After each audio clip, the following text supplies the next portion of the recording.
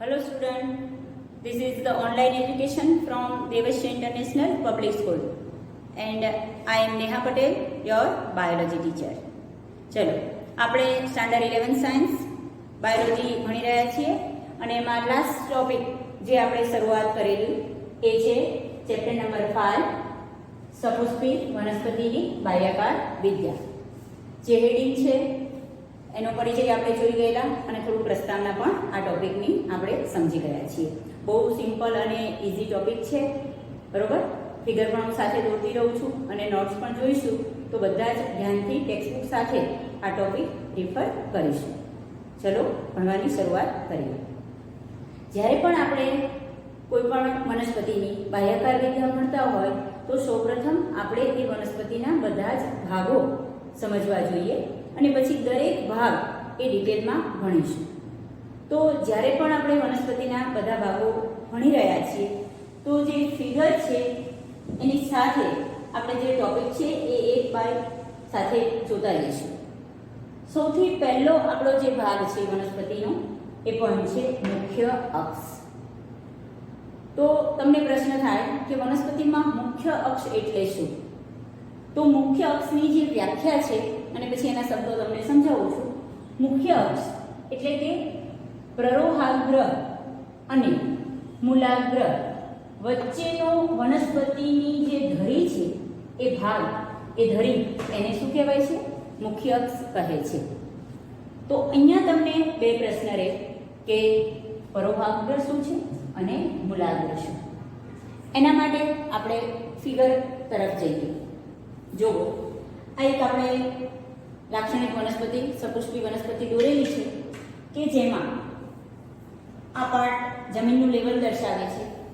જમીનની જે નીચેનો ભાગ છે એને આપણે મૂળ કહીશું અને જમીનથી ઉપરનો જે વનસ્પતિનો ભાગ છે એને આપણે પ્રરોહ કહીશું. બરોબર સ્ટુડન્ટ, બે વસ્તુ ખબર પડે છે.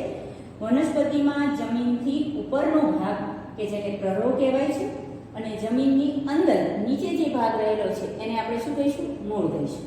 તો મુખ્ય અક્ષ એટલે શું? પ્રરોહ જે આખું છે એનો અગ્રભાગ અહીંયા પોઈન્ટ આઉટ મેં કરેલું છે. આખું જે પ્રરોહ છે એટલે કે જમીનથી ઉપર જે તમને વનસ્પતિની ધરી દેખાય છે એનો અગ્રભાગ એટલે કે પ્રરોહાગ્ર અને જે મૂળ છે એની ટોચ એનો અગ્રભાગ કે જેને કહેવાય છે મૂલાગ્ર. તો મુખ્ય અક્ષ કઈ થઈ?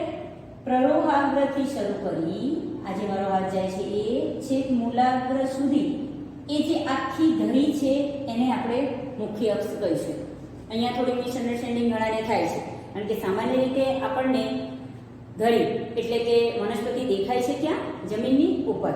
તો આપણે એમ વિચારીએ કે જમીનથી જે ઉપરની ટોચ છે એને આપણે મુખ્ય અક્ષ કહેવાય, બરોબર. પણ નહીં, જે જમીનની અંદર પણ મૂળ જાય છે અને જે મૂળમાં સૌથી નીચે અંદર ગયેલું છે એની જે ટોચ એટલે કે મૂળનો અગ્રભાગ મૂલાગ્ર અને પ્રરોહનો અગ્રભાગ પ્રરોહાગ્ર, એ બે વચ્ચેની આ જે ધરી છે એને શું કહેવાય છે? મુખ્ય અક્ષ કહે છે. ખબર પડી ગઈ છે? તો મુખ્ય અક્ષની આ વ્યાખ્યા છે. હવે જે મુખ્ય અક્ષ છે તે શાખિત કે પછી અશાખિત હોઈ શકે છે. જે મુખ્ય અક્ષ છે એ અહીંયા સળંગ એક જ હોય અને એમાંથી માત્ર એની શાખાઓ જ નીકળી હોય એવું પણ બને. ડાયરેક્ટ ઘણીવાર પર્ણ પણ ઉગેલા હોય તો શાખિત એટલે કે શાખામાં વિભાજિત થયેલી પણ હોઈ શકે અથવા અશાખિત હોઈ શકે, બરોબર છે. તો અને એ જે ભાગ છે એના પરથી પાર્શ્વીય ઉપાંગો સર્જાય છે. પાર્શ્વીય બાજુમાં જે વનસ્પતિના અંગો સર્જાય છે એને આપણે શું કહીશું? ઉપાંગો. તો અહીંયા જે વનસ્પતિની શાખા છે, પર્ણ છે, પુષ્પ, મૂળમાં પણ પ્રાથમિક મૂળ ઉગ્યા પછી દ્વિતીય મૂળ છે, મૂલાગ્ર છે, જે બધા જ ભાગો સર્જાય છે એ મુખ્ય ધરીની બાજુમાં નીકળે છે એટલે આપણે એને શું કહીશું? પાર્શ્વીય અંગો. તો આ એક મુખ્ય અક્ષ માટેના પોઈન્ટ થયા અને સાથે આપણે જોઈ જ ગયા એ પ્રમાણે કે જે મુખ્ય અક્ષ છે એને બે ભાગમાં વિભાજિત થઈ શકે. કયા બે ભાગ? જે ભૂમિગત ભાગ અને બીજો પાર્ટ છે હવાઈ ભાગ.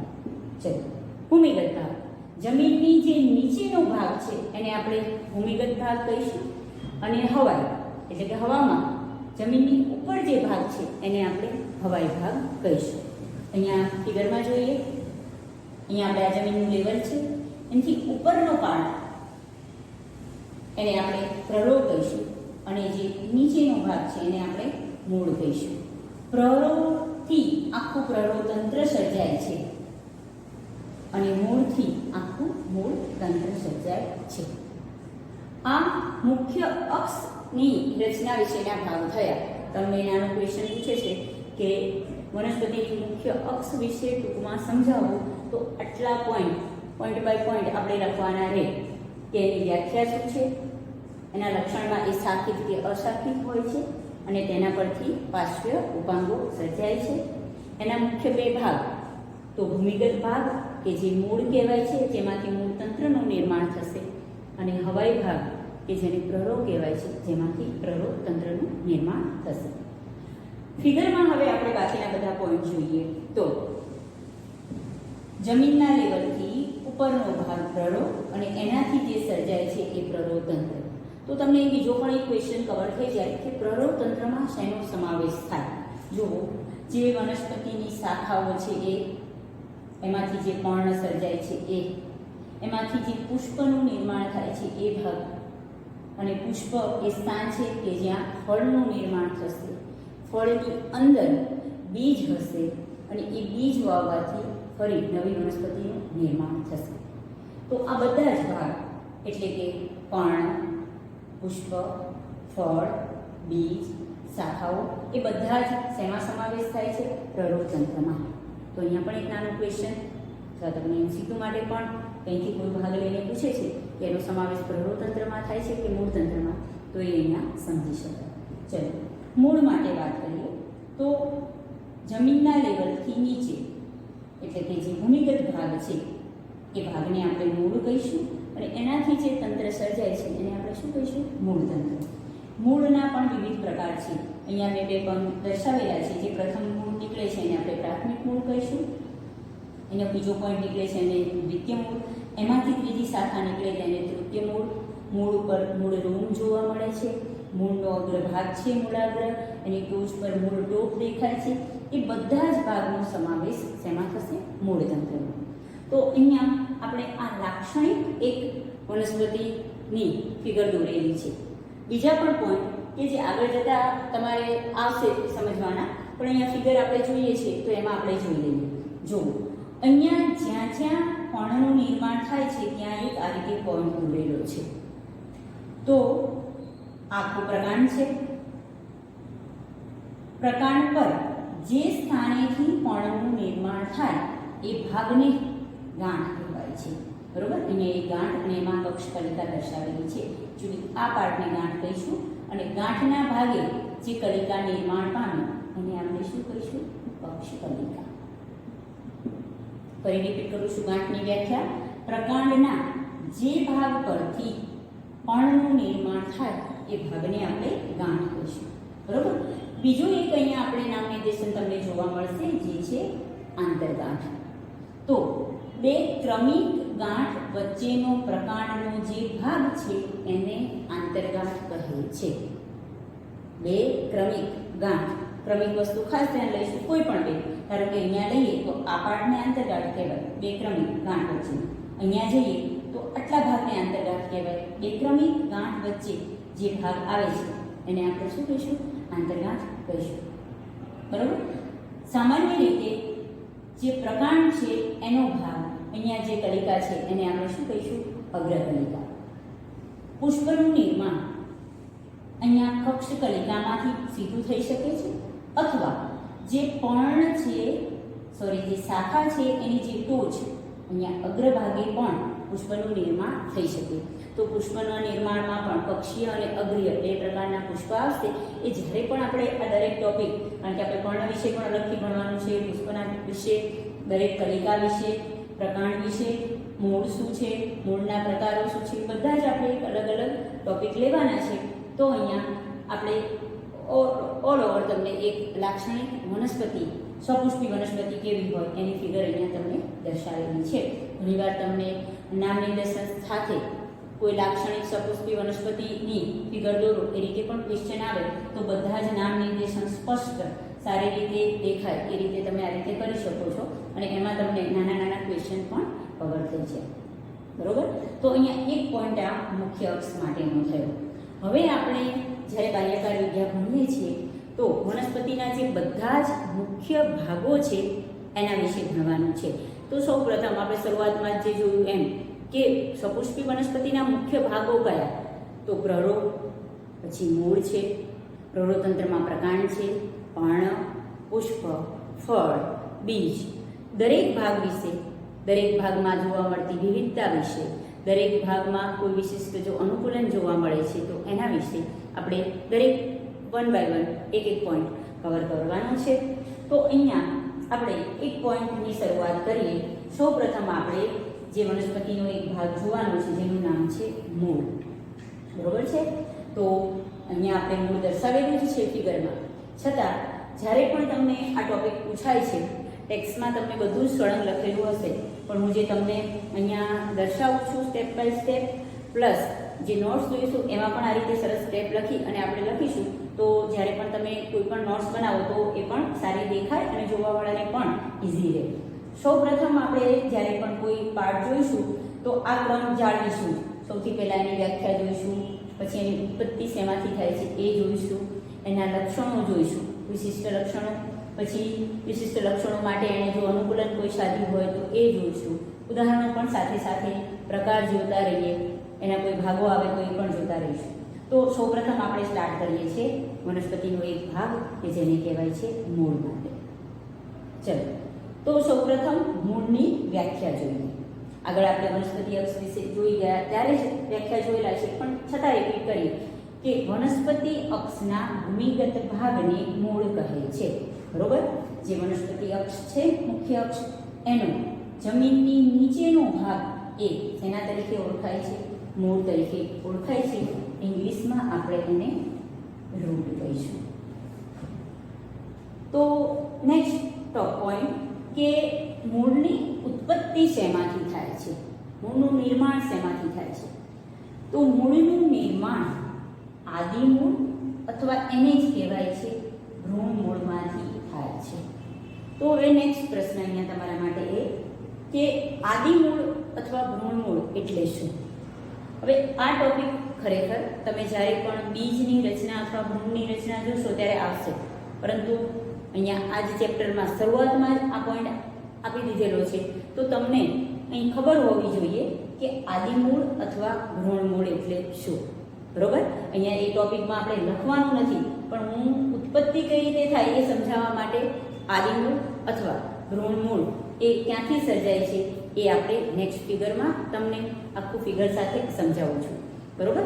તો અહીંયા અત્યાર સુધી આપણે જે ટોપિક કવર કર્યો છે એ વનસ્પતિની મુખ્ય અક્ષ એના વિશેનો પોઈન્ટ, અને નેક્સ્ટ ટોપિક જે આપણે સ્ટાર્ટ કર્યો છે એ મૂળ શું છે.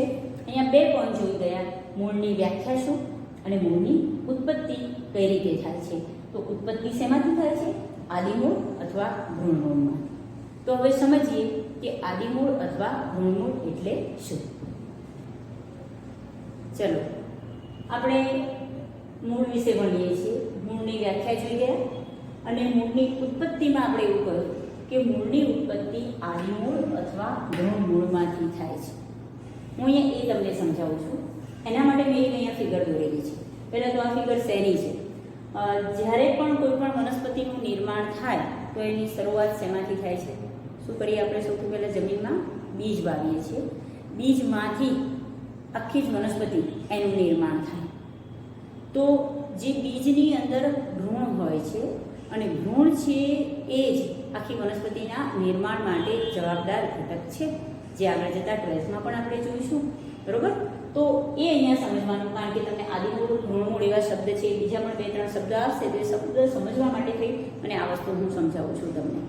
તો કોઈ પણ બીજ, અહીંયા મેં કોઈ દ્વિદળી બીજ કે જેના 2 બીજપત્રો હોય, ઘરે તમે વાલ લઈ શકો, વટાણા છે, સિંગદાણા, કે એને તમે થોડી વાર પાણીમાં પલાળો અને પછી એના 2 ભાગ કરો તો તમને આવી રચના કંઈક જોવા મળે. અહીંયા મેં આર્ટિફિશિયલ લાક્ષણિક ભાગ દોરેલા છે. ચલો, તો આ 2 એની પાર્ટ છે. જ્યારે પણ આ જોઈશો તો તમને એક આ જે બ્લુ કલરને આખું જે એક ભાગ દેખાય છે કે જેને કહેવાય ભ્રૂણ અથવા ભ્રૂણધરી કહેવાય છે, બરોબર. તો અહીંયા આપણે 2-3 શબ્દ, ટોટલ 4 વ્યાખ્યા સમજવાની છે. જો આ જે આખું જ તમને ધરી દેખાય સળંગ ભાગ, એને ભ્રૂણ કહીશું. આખા ભાગને શું કહેવાય છે? ભ્રૂણ. અહીંયા વચ્ચે જે મેં એક પોઈન્ટ દર્શાવેલો છે, આ પોઈન્ટ કે જે ભ્રૂણનું 2 બીજપત્ર સાથેનું જોડાણ ધરાવે છે, બરોબર. તો આખા ભ્રૂણમાં આ પાર્ટ કે જ્યાંથી એ આ બીજપત્ર સાથે જોડાયેલું હોય. હવે બીજપત્રનું જે જોડાણ સ્થાન છે ત્યાંથી ઉપરનો ભાગ જે છે તેને ઉપરાક્ષ કહેવાય છે અને આ ભાગ એને અધરાક્ષ કહેવાય. તો ઉપરાક્ષ અને અધરાક્ષ સમજવા માટે પણ ફરી 2 વ્યાખ્યા અથવા 2 શબ્દ સમજવા જોઈએ કે આ જે ભ્રૂણ આખું થયું એનો અગ્રભાગ એને કહેવાય છે ભ્રૂણાગ્ર, અને એ આ ભ્રૂણનો અગ્રભાગ છે અને તેની ફરતે 2 સલકી પણ પાતળા એકદમ કોતરી જેવી રચના છે, તેમાં ભ્રૂણાગ્ર રક્ષિત થયેલું હોય છે. એટલે આખો ભ્રૂણ આ એનો અગ્રભાગ જે જેને કહેવાય ભ્રૂણાગ્ર, અને એનું બીજું નામ છે આદિ સ્કંદ. આ જે ભ્રૂણની જે ટોચ છે અથવા ભ્રૂણાગ્રનો જે ઓપોઝિટ ભાગ કે જેને કહેવાય છે ભ્રૂણ મૂળ અથવા જેનું બીજું નામ છે આદિ મૂળ, બરોબર.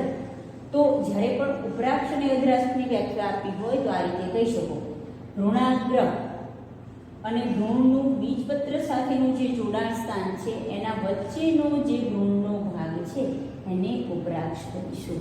સમજાય છે? આ બીજપત્ર સાથેનું ભ્રૂણનું જોડાણ સ્થાન અને ભ્રૂણાગ્ર વચ્ચેનો જે ભાગ આખો જ એને શું કહેવાય છે? ઉપરાક્ષ કહેવાય છે. બીજી વ્યાખ્યા, જે બીજપત્રનું ભ્રૂણ સાથેનું જે જોડાણ છે એ પોઈન્ટ અને ભ્રૂણ મૂળ આટલો ભાગ વચ્ચેનો જે ભાગ છે એને આપણે શું કહીશું? અધરાક્ષ કહીશું. તો એ શોર્ટ આટલો જે પાર્ટ એ ઉપરાક્ષ કહેવાય છે અને આટલો જે પોઈન્ટ છે એને શું કહેવાય છે? અધરાક્ષ કહેવાય છે.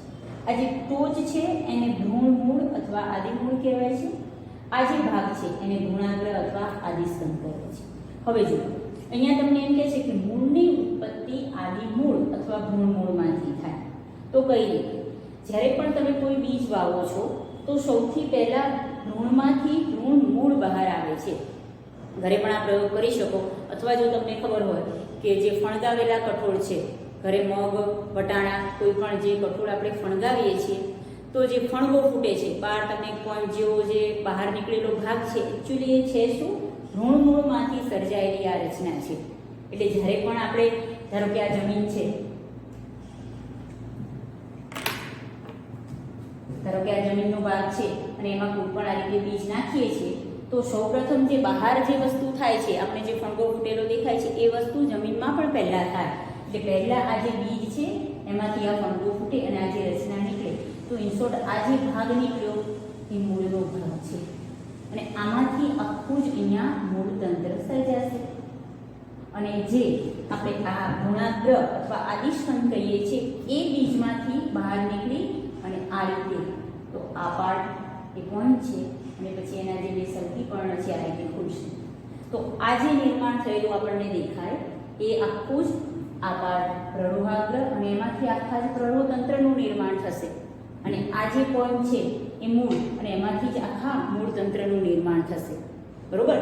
તો થયું શું કે આખું જે મૂળ છે એનું નિર્માણ શેમાંથી થયું? આ પોઈન્ટમાંથી, ભ્રૂણના આ ભાગમાંથી. ભ્રૂણનો આ ભાગ પહેલા બહાર આવી અને પ્રાથમિક મૂળ બનાવશે, પછી દ્વિતીય મૂળ, તૃતીય મૂળ, મૂળરોમ અને આખા જ મૂળતંત્રની રચના કરશે.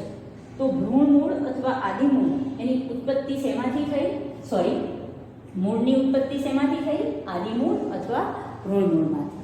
એ જ રીતે જ્યારે આપણે પ્રરોહતંત્ર જોઈશું તો પ્રરોહનું નિર્માણ શેમાંથી થાય? સમજી શકાય આની ફિગર પરથી જ. આખા પ્રરોહતંત્રનું નિર્માણ શેમાંથી થયું? ભ્રૂણના કયા ભાગમાંથી? ભ્રૂણાગ્ર અથવા એને કહેવાય આદિસ્કંદ, બરોબર. તો અહીંયા આ ખાસ આ ફિગર તમારી ટેક્સ્ટબુકમાં કદાચ ન પણ હોય, આગળ જતા જોવાની છે, પણ આ 2 શબ્દ પણ સાથે તમને ખબર હોવા જોઈએ. એમ નામ ખાલી વગર સમજે ન ચાલે. તો ઉપરાક્ષ શું, અધરાક્ષ શું, ભ્રૂણાગ્ર શું અને ભ્રૂણ મૂળ શું. તો અહીંયા એક આપણો આ પોઈન્ટ કવર થાય કે આદિમૂળ અથવા ભ્રૂણમૂળ શું છે એ. ચલો હજુ એક આપણે પોઈન્ટ બાકી છે અને એ પોઈન્ટ છે મૂળના લક્ષણો શું.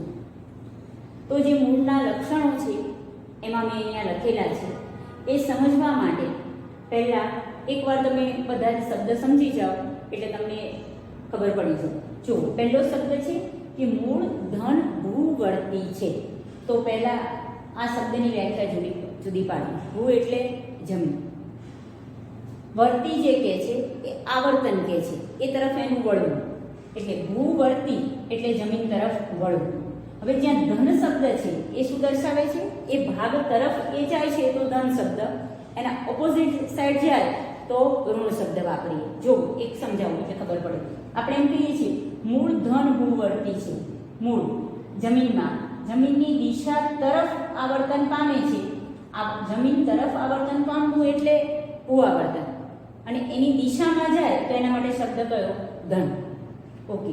જ્યારે પણ આપણે પાણીનો ભાગ જોઈએ જમીનમાં, વનસ્પતિ પાણી ક્યાંથી લે છે? જમીનમાંથી. તો પાણી ક્યાં હશે? અહીંયા જમીનમાં. તો ધન જલાનુવર્તી, જ્યાં પાણી છે એની દિશા તરફ આવર્તન એટલે જલાનુવર્તન, અને એની દિશામાં છે એટલે શબ્દ શું વાપરીશું? ધન. ચલો, પ્રકાશ ક્યાં હોય છે? હવાઈ ભાગમાં. તો મૂળનું પ્રકાશ તરફનું આવર્તન તો એને શું કહેવાય? પ્રકાશાનુવર્તી. પણ ચલો સ્ટુડન્ટ તમે જ કહો કે પ્રકાશની દિશામાં મૂળ ઉદ્ભવે છે કે વિરુદ્ધ દિશામાં? વિરુદ્ધ દિશામાં. તો એનો મતલબ કે એના માટે શબ્દ શું વાપર્યો છે આપણે? ઋણ. પ્રકાશ ઉપર હાજર હોય છે, જમીનમાં પ્રકાશની હાજરી હોતી નથી, પણ મૂળ પ્રકાશની વિરુદ્ધ દિશામાં આવર્તન પામે એટલે એના માટે શબ્દ શું વાપરીએ છીએ? ઋણ પ્રકાશાનુવર્તી. બરોબર. 3 શબ્દ એના લક્ષણમાં: ધન ભૂવર્તી, ધન જલાનુવર્તી, ઋણ પ્રકાશાનુવર્તી. અને એનું જે ચોથું લક્ષણ છે કે મૂળ છે એ નીલ રસ વિહીન છે. કારણ કે તે જમીનમાં છે. નીલરસ એટલે જ ખબર છે આપણે, હરિતકણ કે જે વનસ્પતિમાં પ્રકાશ સંશ્લેષણની ક્રિયા માટે જવાબદાર છે, એ ઘટક મૂળમાં હાજર હોતો નથી. ક્યારેય મૂળ જે વિકસિત થઈ ગયું હોય અને પુખ્ત હોય તો સામાન્ય રીતે બદામી જેવું, કોફી જેવું અથવા કલરલેસ તમે જોઈ શકો, પણ ક્યારેય એકદમ ગ્રીન કલરનો પર્ણ જેવો ક્યારેય મૂળનો કલર હોતો નથી. રીઝન કે મૂળ એ પ્રકાશ સંશ્લેષણ કરતું નથી. બરોબર. તો એના આ 4 લક્ષણો થયા. હવે જ્યારે પણ આપણે પ્રરોહતંત્ર જોઈશું તો આ રિપીટ નહીં જ કરવું પડે, મારે તમને ખબર પડી જશે કે આ બધા જ લક્ષણો પ્રરોહતંત્રમાં મૂળથી વિરુદ્ધ દિશામાં છે. ચલો પ્રરોહતંત્ર જોઈશું તો પ્રરોહતંત્ર ઉપરની દિશામાં જાય છે, એનો મતલબ કે ઋણ ભૂવર્તી. જમીન નીચે છે, પ્રરોહતંત્ર ઉપર વિકસે છે એટલે ઋણ ભૂવર્તી. પાણીથી વિરુદ્ધ દિશામાં પ્રરોહતંત્ર જાય છે એટલે ઋણ જલાનુવર્તી થઈ છે. પ્રકાશની દિશામાં પ્રરોહતંત્ર થાય એટલે ધન પ્રકાશાનુવર્તી, અને નીલરસ ધરાવે છે. જે આ ચારેય લક્ષણો જ્યારે પ્રરોહની વ્યાખ્યા જોઈશું ત્યારે મૂળથી કેવા થશે? ઓપોઝિટ થશે. તો અહીંયા સુધીમાં મૂળના આપણે 3 પોઈન્ટ કવર કરેલા છે. મૂળની વ્યાખ્યા, મૂળની ઉત્પત્તિ શેમાંથી થાય છે, અને મૂળના લક્ષણો શું. નેક્સ્ટ ટોપિકમાં હજુ આપણે આ જ ટોપિક સ્ટાર્ટ રાખીશું. આપણો જે મેઇન પોઈન્ટ છે જેને કહેવાય છે મૂળ. આગળ જતાં આપણે મૂળના વિવિધ પ્રકારોની વ્યાખ્યા જોવાની છે ઉદાહરણ સાથે, મૂળના વિવિધ ભાગો જોવાના છે, મૂળના મુખ્ય કાર્યો જોવાના છે, અને મૂળના વિશિષ્ટ લક્ષણો કે જે અલગ અલગ વિજ્ઞાન તરીકે તમને પૂછાઈ શકે. તો અત્યાર સુધીમાં આપણે આટલા મૂળના પોઈન્ટ આપણે આ લેક્ચરમાં કવર કર્યા છે. તો સ્ટુડન્ટ તમને આ ટોપિક અત્યાર સુધીનો સારી રીતે સમજમાં આવી ગયો હશે. સાથે આ ફિગર કે જે ટેક્સ્ટબુકમાં પણ તમને આ ચેપ્ટરમાં આપેલી છે તો એ પણ જોશો, અને ટેક્સ્ટબુકમાં પણ અહીં સુધીનો ટોપિક છે એ નોટ સાથે તમે સારી રીતે તૈયાર કરી લેશો. જય હિન્દ.